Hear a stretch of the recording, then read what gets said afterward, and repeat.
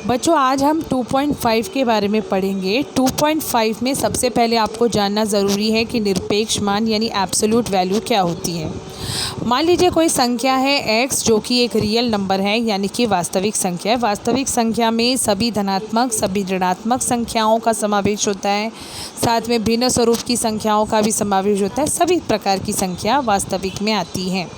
ठीक है, तो यहाँ पर जो है वास्तविक संख्या, मान लीजिए अगर कोई संख्या x है वास्तविक संख्या, तो अगर हमें उसका निरपेक्ष मान प्राप्त करना है तो फॉर एग्ज़ाम्पल यदि x का मान है ऋण 4, x का मान अगर हो ऋण 4 तो इसका निरपेक्ष मान बच्चों कैसे प्राप्त करेंगे।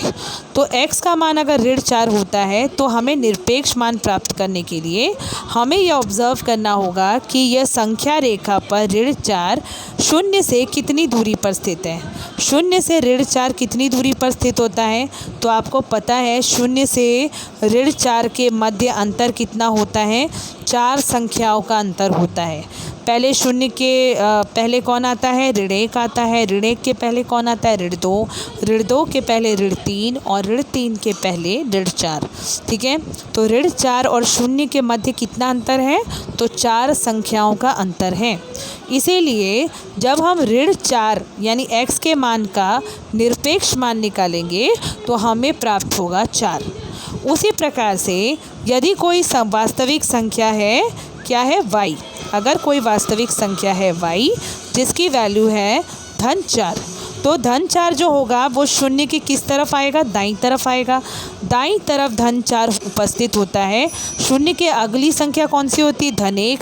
धन 1 के बाद धन 2, धन 2 के बाद धन 3 और धन 3 के बाद धन 4 होता है, बराबर।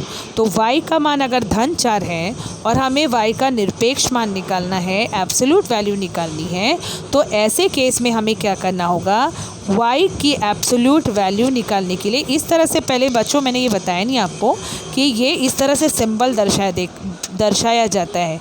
देखिए मैं इस वक्त बना रही हूँ स्क्रीन पर, y की दोनों तरफ ऐसा निरपेक्ष मान का संकेत चिन्ह दिखाया जाता है। और अगर y का हमें निरपेक्ष मान निकालना है तो वह भी कितना होगा, 4 होगा। क्यों, क्योंकि शून्य से y के मध्य कितने का अंतर हो रहा है, y के मान का अंतर 4 का अंतर हो रहा है, इसीलिए y का निरपेक्ष मान भी यहाँ 4 होगा। अगर x ऋण 4 है तब भी निरपेक्ष मान 4 होगा। आई बात समझ में। तो इस तरह से निरपेक्ष मान जो है वो कैलकुलेट किया जाता है। अब जैसे कि उदाहरण के लिए, हाँ, यहाँ पर मोड 2 दिया है और यहाँ पे देखिए -2। इसको हम वाचन कैसे करते हैं, तो हम जैसे देखो यहाँ पर लिखा हुआ है, अगर x जो है उसका निरपेक्ष मान निकाला जाता है तो इसको हम कैसे पढ़ते हैं, मोड x की तरफ पढ़ते हैं। जैसे कि ये देखिए, अगर इस तरह से कोई मान लिखा हुआ है तो इसको हम क्या पढ़ेंगे, मोड x पढ़ेंगे।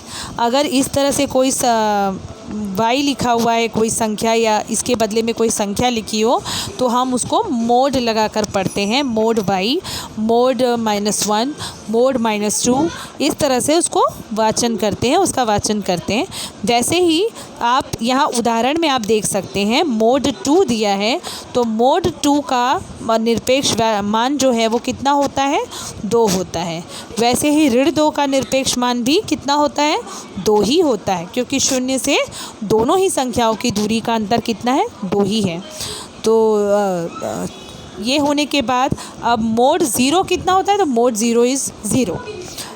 इसके बाद अगला जो दिया है, एक चरांक वाला पद दिया हुआ है x-3, देखिए यहाँ पर दिया है x-3। ये दूसरा उदाहरण देखिए, मोड x-3 = 2। ऐसे जब समीकरण हमें प्राप्त होते हैं तो ऐसे को हम कैसे सॉल्व करते हैं, ऐसे समीकरणों को कैसे सॉल्व करते हैं।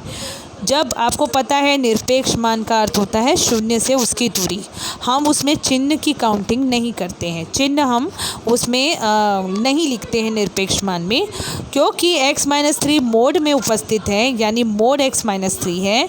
तो ऐसे केस में हम जब मोड से उसको ओपन करेंगे, यानी जब हम मोड से उसको फ्री करेंगे, तो सामने जो संख्या उपस्थित है, बराबर में जो 2 संख्या है, उस पर दोनों ही चिन्ह एप्लीकेबल होंगे।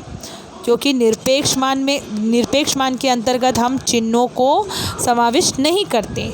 जब निरपेक्ष मान से वह संख्या फ्री होगी तो ऐसे में जो सामने इक्विवेलेंट नंबर है उसमें आपको +2 और या -2 ये दोनों ही कंडीशन अप्लाई होते हैं।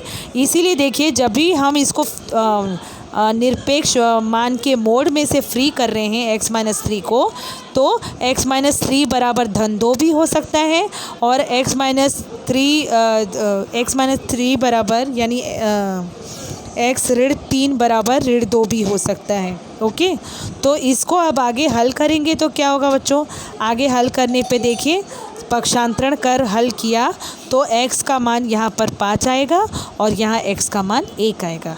तो यही चीज़ आपको आगे के सवाल हल करने में मदद करेगी। देखिए सवाल किस तरह करना है। ये आपके सामने मान ज्ञात करने को कहा गया है, ये मान ज्ञात करना है। तो जैसा कि मैंने बताया निरपेक्ष मान में आपको साइन कंसिडर नहीं करना है। मोड 15 - 2 दिया है आपको, सीधे पहला सवाल देखो दिया है मोड 15 - 2 यानी कि मोड 15 ऋण 2। इसमें आपको 15 में से 2 घटाकर क्या मिलेगा, 13 मिलेगा। तो मोड 13 मिलेगा और फिर मोड 13 का जब हम निरपेक्ष मान निकालेंगे तो 13 होगा। नीचे जो सेकंड प्रॉब्लम है उसमें 4 - 9 हो रहा है। सेकंड प्रॉब्लम में क्या हो रहा है, 4 - 9 है, मोड 4 - 9। तो इसीलिए मोड -5, क्योंकि आपको पता है 4 स्मॉलर नंबर है, 9 बिगर नंबर है। तो छोटी संख्या में से बड़ी संख्या को जब हम घटाते हैं तो आंसर कैसा आता है, ऋणात्मक आता है। तो -5 आता है और जब -5 का हम निरपेक्ष मान प्राप्त करेंगे तो कितना आएगा बच्चों, यहाँ पर हमें मिलेगा संख्या 5।